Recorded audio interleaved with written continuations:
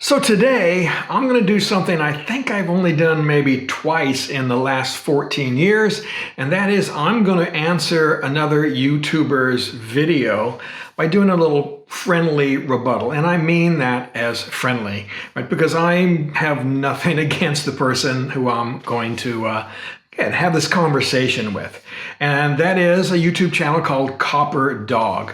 I watched this gentleman because, like me, he is an older guy and he shares his wisdom of years of writing experience and life experience. Again, and I find what he has to say interesting if I don't always agree with him. And I would hope that you're the same with me. I hope that you don't always agree with me. I hope that you find things that you do agree with and that you can use, and other things that you say, well, you know, that doesn't make sense to me and I'm just going to ignore them. I mean, that should just be part of being a discerning adult. But anyway, Mr. Copper Dog did a couple of videos about the concept of if you don't use it, you lose it.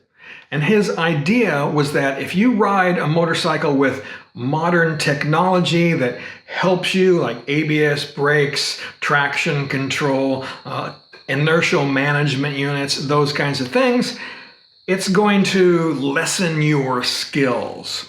Now, of course, this concept of if you don't use it, you'll lose it does have some merit. If I don't go to the gym and keep pumping the weights, then I'm going to lose some muscle mass and I'm going to lose some strength. Right? If I don't practice balance, well then, as I get older, I am going to lose some of that just naturally. I know that as a martial artist from way back in the day, I definitely have lost flexibility and speed, although I still know a lot of the moves just like I did way back then.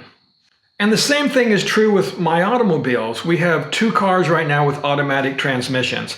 However, I guarantee you I could jump in any standard transmission car and make that thing go. It may take me a couple of times to get used to the gearbox and get used to the specific clutch, but I still know how to drive it even after years of not having one. Sitting here in my garage right now, I have 2 motorcycles. One is this. It's a Triumph Tiger 1200 GT Explorer with all of the bells and whistles that you would expect from a modern motorcycle. Right? ABS, traction control. Traction control works in the corners. ABS works in the corners, right? There's an inertial management unit on the bike that handles all of that. It has electronic suspension on it as well, so in theory, this should just be an easy ride. I shouldn't have to do anything to control this motorcycle. It should do it all for me. And the other bike that I have here is this one. This is a Triumph Scrambler 400X. And this one goes for about $6,500 all in, whereas that big Triumph over there was about $25,000. So this one does have ABS and it does have traction control, but it's much more rudimentary than that other motorcycle. So is riding that big bike going to ruin me for riding this one? Now, of course, the answer to that question is no. My brain and my body is this amazing thing, just like yours is, and will allow you and me to jump back and forth between these 2 motorcycles with different levels of technology and ride them both equally well. Neither of these motorcycles is going to read the corner for me. Neither one of them is going to choose my proper entry speed into that corner, nor are they going to choose the line that I take through that corner. And all of those things, those decisions that we make, are far more important than the gadgets that are on the motorcycle.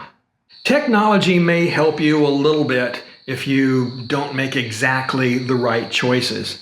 But if you really screw up, right, if you carry way too much speed into a corner, or you fixate on the truck coming at you in the other lane, well, none of that technology is going to help you, right? It is still up to you, no matter what has been included on your motorcycle, to really control it, right? It is no different, right? Whether you have a bike that is 30 years old that has drum brakes on it, or whether you've got something like this that has all that modern tech on it, right? It's still up to you to control the bike.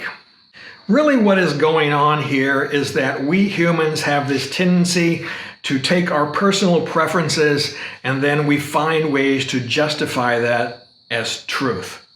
When the reality of the situation is there really is no truth here. You might like and enjoy old school motorcycles with no tech or limited tech on it, and that's just absolutely fine, right? And you may like more modern motorcycles like I do, right? It's all just a matter of personal preference, right? There really is no right or wrong here. The idea that this technology is going to somehow make you a worse rider is, well, I'm sorry, it just isn't true. Right? It's a confirmation bias. Right? We're taking what we like and we're going out and finding that all of these little details confirm what we like. Again, and as I said, it isn't true.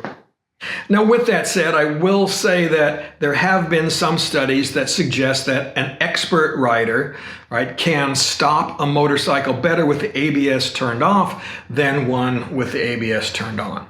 But again, that's an expert rider. And I can guarantee you, again, sorry, most of you watching out there, including myself, right, are not expert riders. Right? We are average or maybe a little bit above at best, right? And most of us out there don't bother to practice emergency braking at all. So having ABS on the motorcycle for the vast majority of people, well, that's definitely a plus and can save lives, and it has been shown to do so. Look, most of us have a tendency to overestimate our skills. We do think that we're that expert, or that just because we have experience, that means we have expertise. And unfortunately, it just isn't true. Right, so for me, right, I'm going to be thankful that I have this technology like ABS brakes and like traction control, but I'm going to ride my motorcycle like I don't have them. Right. And so far, anyway, that's kept me safe. So don't take my word for all of this stuff. Go out and check out the Copper Dog YouTube channel. See what he has to say out there and make up your own mind on the subject. But as I said, at least in my opinion, it comes down to personal preference. What kind of motorcycles do you like? And it also comes down to how you handle that motorcycle, not the technology that's on it. Again, the decisions that you make. All right, guys, ride safe. And of course, keep squeezing your lemon.